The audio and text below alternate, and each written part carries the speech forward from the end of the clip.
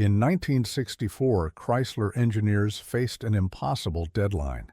They had been given just weeks to build an engine powerful enough to dominate NASCAR and NHRA drag racing. What they created would become the most feared, most banned, and most legendary power plant in American motorsport history. This is the story of the 426 Hemi and the engine so dominant that racing authorities had to outlaw it twice. Along the way, we'll encounter corporate rivalries, backroom deals, furious competitors, and a machine that rewrote the rules of what was possible.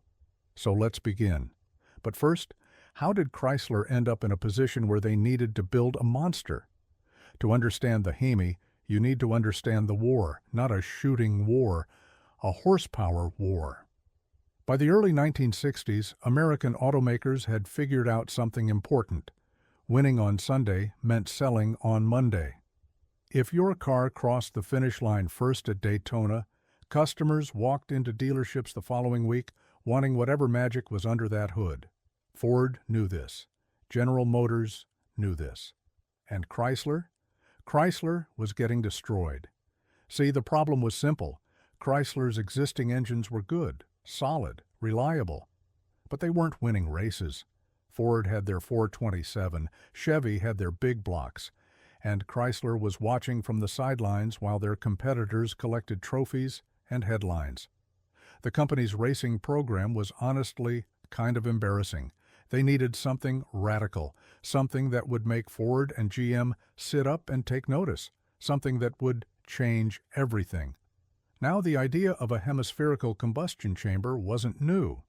Chrysler had actually built Hemi engines before, the original firepower V8s from the early 1950s. Those engines were powerful for their time, but they were also heavy, expensive to manufacture, and complicated. By 1958, Chrysler had abandoned the design in favor of simpler wedge-head engines. The original Hemi was dead, or so everyone thought. In late 1963, Chrysler's engineering team started working on something secret. They called it the A864 project, though it would soon earn a different name entirely. The goal was straightforward: build the most powerful engine possible within the existing rulebooks and do it fast enough to compete in the 1964 racing season. The engineers had roughly 90 days. That's not a lot of time to design, build, and test a revolutionary engine, but they did it anyway. The key to the Hemi's power was its combustion chamber shape. In a traditional wedge-head engine, the valves sit at an angle, and the combustion chamber is shaped like, well, a wedge. It works fine, but a hemispherical chamber, shaped like half a sphere, allows for much larger valves positioned directly across from each other. Bigger valves mean more airflow. More airflow means more power. I mention this because it's not just a minor improvement. The difference is substantial. The original 426 Hemi produced 425 horsepower in its race configuration. That number, by the way, was almost certainly a lie. Manufacturers routinely underreported horsepower to avoid insurance issues and keep competition guessing. Real dyno tests suggested the race Hemi was making somewhere north of 500 horsepower in 1964 from a naturally aspirated engine. Think about that for a second. When Chrysler showed up to the 1964 Daytona 500, nobody knew what to expect. The new engine had been tested in secret, and Chrysler hadn't exactly been advertising their project. The first time most people saw a Hemi-powered car was during qualifying. Richard Petty put his Plymouth Belvedere on the pole with a speed of 174,418 miles per hour. The racing world collectively lost its mind. The Daytona 500 that year wasn't a race. It was a statement. Hemi-powered cars finished first, second, and third. Richard Petty took the win, with Jimmy Pardue and Paul Goldsmith right behind him, all driving Plymouth or Dodge machinery with that new hemispherical engine under the hood. Ford and GM had been humiliated on national television, and they were furious. Here's where it gets interesting. Within weeks of Daytona, NASCAR announced new rules. The 426 Hemi was banned from competition. The official reason? The engine wasn't available to the general public in production vehicles. NASCAR had rules requiring race engines to be based on production hardware that regular customers could actually buy. The Hemi, at that point, was a pure race engine. You couldn't walk into a dealership and order one. Now, was this a legitimate rules interpretation? Maybe. But the timing was suspicious. Ford had been lobbying NASCAR hard, complaining that Chrysler had essentially built a purpose-built race engine and called it production. There might have been some truth to that complaint. But Ford's own 427 was hardly a grocery getter either. The whole situation reeked of politics. Chrysler's response was immediate and dramatic. They pulled out of NASCAR entirely. No Plymouths, no Dodges, nothing. For the entire 1965 season, Chrysler was gone. This was a huge deal. NASCAR needed manufacturer participation to survive, and losing one of the big three was a serious blow to the sport's credibility. The standoff lasted most of the year. If you've made it this far, you're probably into this kind of stuff. Quick question. Where are you watching from? Drop it in the comments. And hey, subscribe if you haven't. We do this every week. All right, here's what happened next. Chrysler blinked first, sort of. They agreed to make the Hemi available as a production option. Starting in 1966, regular customers could actually order a 426 Hemi in their street cars. It was expensive, it was impractical, and it was glorious. The engine cost roughly $1,000 extra. In 1966 dollars, that's like paying an additional $8,000 or $9,000 today, but it was technically available. NASCAR let them back in. The street Hemi was slightly detuned from the race version. Officially, it made 425 horsepower, the same number Chrysler had been claiming all along. In reality, the street engine probably made closer to 470 or 480 horsepower right out of the box. Chrysler was still playing games with the numbers. Everyone knew it. Nobody could prove it. But here's the thing about the Hemi's dominance. It wasn't just NASCAR. The engine was absolutely demolishing everything in drag racing too. And this is where the story gets really wild. NHRA drag racing in the mid-1960s was experiencing its own horsepower war. The factory teams from Ford, GM, and Chrysler were all building increasingly insane machines designed specifically to win national events. These weren't really street cars anymore. They were thinly disguised race cars with license plates. And the Hemi was perfect for this kind of competition. The hemispherical combustion chamber design had another advantage beyond airflow. It was incredibly strong.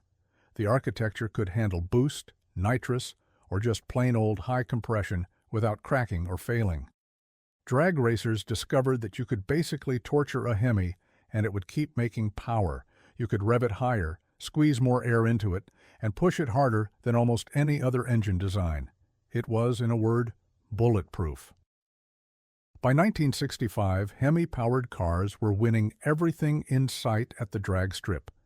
Stock eliminator classes were dominated by Plymouths and Dodges. The superstock categories? Same story. Even the experimental classes, where the wildest machinery competed, were filling up with Hemi-powered entries. The engine had become the default choice for anyone serious about winning. Other manufacturers tried to compete. Ford developed their own overhead cam 427, which was actually a pretty sophisticated piece of engineering. GM had their big block Chevrolet engines, which were cheaper and more widely available. But neither could match the Hemi's combination of power potential and durability. The Chrysler engine was simply better suited to racing. The thing is, dominance breeds resentment. When one manufacturer wins too often, the other manufacturers start making phone calls. And in racing, the sanctioning bodies have a lot of power to shape competition through rules changes. NASCAR had already banned the Hemi once. The NHRA was watching the same pattern develop and decided to act. In 1965, the NHRA changed their rules to address what they called the factory experimental classes. These were the categories where manufacturers had been pushing the envelope furthest. The new rules were designed to slow everyone down, But they hit Chrysler especially hard. Weight penalties, displacement limits, tire restrictions, all of it seemed calibrated to blunt the Hemi's advantage. Chrysler complained naturally. They argued that the rules changes were politically motivated, designed to help their competitors rather than improve racing. There was probably some truth to this. But the NHRA held firm. The rules were the rules. What happened next was fascinating. Instead of backing down, Chrysler's engineers got creative. If the rules penalized heavy engines, they'd make the cars lighter. If the rules limited displacement, they'd find other ways to make power. The result was a series of increasingly wild factory drag cars that pushed every boundary of the rulebook. The 1968 Dodge Dart and Plymouth Barracuda Superstock cars are perfect examples. These were compact cars, much smaller than the full-size vehicles Chrysler had been racing, with Hemi engines shoehorned under the hood. The weight savings were dramatic. The performance was obscene. These little cars, with their massive engines, could cover a quarter mile in times that seemed impossible for street-legal vehicles. I should mention the Hurst Hemi cars here because they're genuinely important to this story. The Hurst Corporation, yes, the same company that made those famous shifters, partnered with Chrysler to produce limited runs of special Hemi-powered vehicles. These were built specifically to meet homologation requirements. Chrysler needed to sell a certain number of cars to make them legal for competition, and Hurst helped make that happen. The Hurst Hemi cars were street legal in the strictest technical sense. You could register them, you could put plates on them, but they were race cars with thin veneers of civility, no sound, deadening, minimal interior trim, windows made of plexiglass to save weight. These were not machines intended for grocery runs. By 1968, the Hemi had become something approaching mythical in the car community. It was the engine that everyone knew about, even if they'd never seen one in person. Muscle car magazines featured it constantly. Drag strip regulars feared it. The Hemi had transcended its role as mere mechanical hardware and become a cultural phenomenon. But dominance has consequences, and the Hemi's second banning was coming. In late 1968, NASCAR announced new aerodynamic rules for the upcoming season. The sport had been dealing with increasingly wild bodywork as manufacturers sought every possible advantage. Dodge's Charger 500 and the later Charger Daytona, with their radical nose cones and towering rear wings, were pushing speeds toward 200 miles per hour on the big tracks. It was exciting but also dangerous. The new rules effectively banned the most extreme aerodynamic modifications, but they also included provisions that would affect the Hemi directly. NASCAR was tightening the connection between race engines and production hardware. If you wanted to run a particular engine, you had to prove it was genuinely available to regular customers in meaningful quantities. This sounds reasonable until you realize that Chrysler had been building just enough Hemi cars to meet the minimums. They weren't exactly flooding the market with this engine. The cost was simply too high, and the practicality too low for mass production. Most customers bought wedge-head engines and were perfectly happy. The second ban wasn't as dramatic as the first. There was no complete withdrawal from racing, but the restrictions effectively neutered the Hemi's competitiveness in NASCAR for several years. Chrysler had to develop new engines, the wedge-head 426 and later the 340 small block, to remain competitive under the changed rules. In drag racing, the story was slightly different. The NHRA continued to allow Hemi engines, but the rules changes kept coming. Weight breaks for competing engines, displacement advantages for different architectures, changes to class structures. All of it worked to erode the Hemi's dominance. By the early 1970s, Ford's Cleveland engines and Chevrolet's big blocks were competitive again. The Hemi was still fast, but it was no longer untouchable. The 1971 model year was the last for the production street Hemi. Chrysler discontinued the engine, citing declining sales, tightening emissions regulations, and the general shift away from extreme performance cars. Insurance rates for Hemi-equipped vehicles had become astronomical. Few customers were willing to pay the premium for an engine they couldn't fully use on public roads. The era was ending. But here's what's interesting. The Hemi didn't really die. It just went underground. Throughout the 1970s and 1980s, the 426 Hemi remained the engine of choice for serious drag racers. The aftermarket kept the architecture alive, developing new components that pushed power levels far beyond what Chrysler had ever imagined. Aluminum blocks, billet cranks, fuel injection systems, superchargers that would have terrified the original engineers. The Hemi platform proved to be almost infinitely expandable. In professional drag racing, Hemi-based engines dominated top fuel and funny car competition for decades. The basic architecture, that hemispherical combustion chamber with its huge valves and sturdy construction, turned out to be ideal for the extreme demands of nitromethane racing. Modern top fuel engines are still essentially evolved Hemis, producing over 11,000 horsepower for 5 seconds at a time. And what of the men who created this legend? Tom Hoover, who led the original Hemi development team, became something of a legend himself among automotive engineers. He spent his career at Chrysler working on various engine programs, but the 426 Hemi remained his defining achievement. Hoover passed away in 2016, having lived long enough to see his creation celebrated as one of the greatest engines ever built. The Hemi name itself was eventually revived. Chrysler introduced a modern Hemi V8 in 2003 using hemispherical combustion chambers once again. It's a good engine, powerful, relatively efficient, and popular with truck and muscle car buyers. But it's not quite the same as the original. The new Hemi is a sophisticated, computer-controlled power plant designed for modern emission standards and fuel economy requirements. The original was a barely contained explosion that happened to move cars forward. The legacy of the 426 Hemi is complicated. On one hand, it was genuinely one of the greatest performance engines ever built. The combination of power, durability, and expandability made it dominant in its era and influential for decades afterward. On the other hand, its very dominance led to rule changes that reshaped multiple forms of motorsport.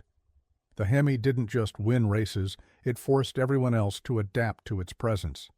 There's something poetic about an engine so good that authorities had to ban it multiple times. The 426 Hemi proved that innovation can be too effective, that dominance can become its own problem. Racing is supposed to be competitive. When one machine is simply better than everything else, the competition disappears. And without competition, racing loses its meaning. But the Hemi also proved something else. It showed that engineering excellence has a way of persisting. The original production run lasted only 8 years, from 1964 to 1971. Yet the engine's influence extended far beyond those dates. Every modern muscle car, every supercharged track weapon, every record-breaking drag car owes something to the principles the Hemi embodied. More power, stronger construction, better breathing. The Hemi established standards that everyone else had to chase, and that is the story of the 426 Hemi, the engine that was simply too good for its own time. If you enjoyed this one, subscribe for more. Let me know in the comments. Had you heard about the Hemi's ban before this? Take care, and I'll see you in the next one.